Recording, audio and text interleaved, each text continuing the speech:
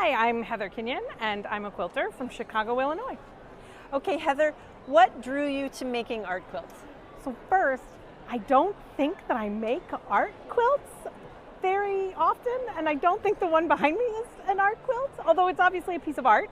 But I was drawn to a more like artistic practice, focusing on my creative voice, sort of because there was a challenge at a quilt show that I didn't get into, and I thought of a creative way to avoid making Drunkard's Path blocks for a Drunkard's Path challenge, and then it completely failed. And my idea, I didn't execute my idea. I made a try, it did not work, and but then I had to figure out how to make an idea of the illusion of piecing, but just using hand quilting, which is what the blue lines on this are probably what you can see the best. But they, from a distance especially, they look like they might be pieced of like a blue speckled fabric or something, or a small blueprint, but they are all hand quilting stitches through the whole quilt. So in your art practice, how has your quilting evolved over time? I feel like it all sort of started from that Drunkard's Path challenge that didn't work out. But I had to answer that question. And so I answered that question with a quilt that hung at QuiltCon in 2018 that was not Drunkard's Path. I did flying geese for that one. And then after I answered that question, I sort of was like, well, what else? What else can I do with this idea? And so essentially every quilt I've made then is what else, what else, what else. But this one actually is fairly light on the hand quilting compared to some of my others, which I'm laughing because yes, there's the dense blue stitching, but there's also these parts that I sort of think of as relief, where I have sort of flattened the wool batting of the quilt down by dense hand stitching, and I used white on white stitches there. So I feel like I have not been great at capturing what that looks like in photography, because it's designed to be subtle unless you're in person. So it doesn't always work in photography. But yeah, so it's just sort of like, what next? What can I capture? And many of them, because the first one I made, I think it took about 6 months between me starting it and me believing the illusion was going to work. Mm-hmm. And then I think it took another 3 months to finish it. And most of them, in part because they're hand quilting, and I started this method. I was able to start it and was intrigued to start it because I think when I started that, the one that worked, I had like a 5-month-old baby, and I was like, oh, I can hand quilt, pick it up, set it down a lot more easily than I can do all of the other parts of quilting with a 5-month-old baby who fitfully napped, right? Yeah.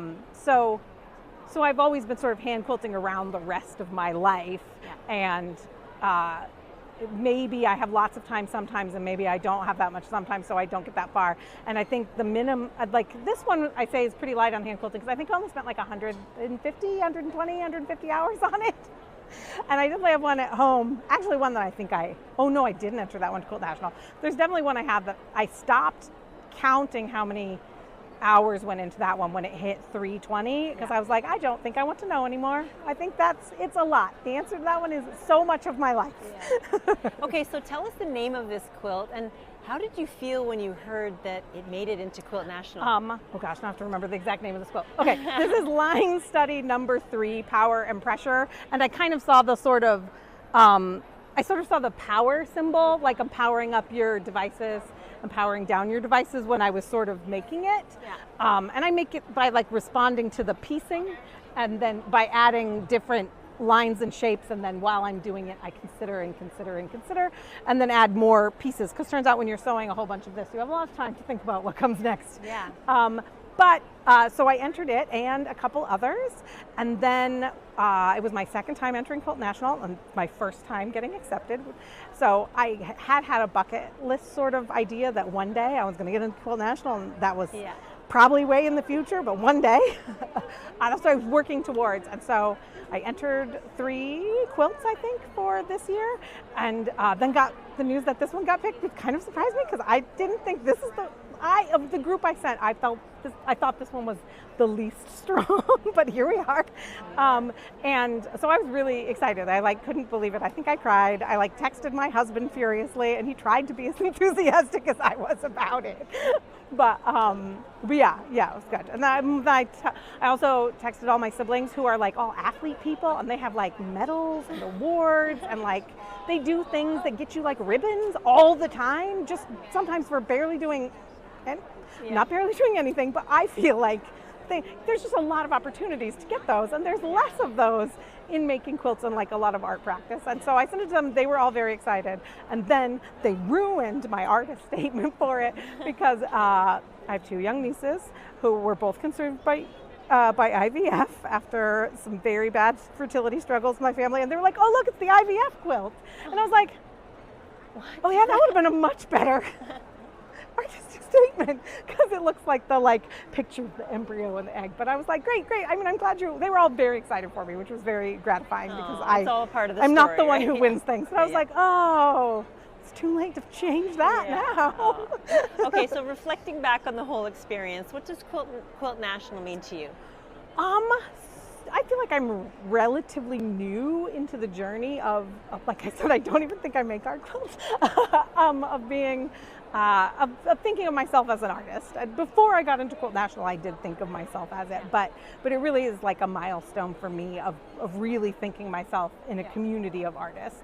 And actually going to the opening of Quilt National was really wonderful because they do a really great job of really welcoming and celebrating all of their participating artists. So it was really exciting and fun, and I'm very proud of it. It's probably one of my most proud accomplishments. Yeah, you should be. Congratulations, and thank you so much. Oh, first, before we say goodbye, I want to know, so where can we find you on social media? Sure, so I have a website that is not always super up to date. It's more of a blog called at heatherkinion.com, and I probably do most stuff on Instagram, because I'm still primarily a stay-at-home mom, and it's at fire4 hair lady.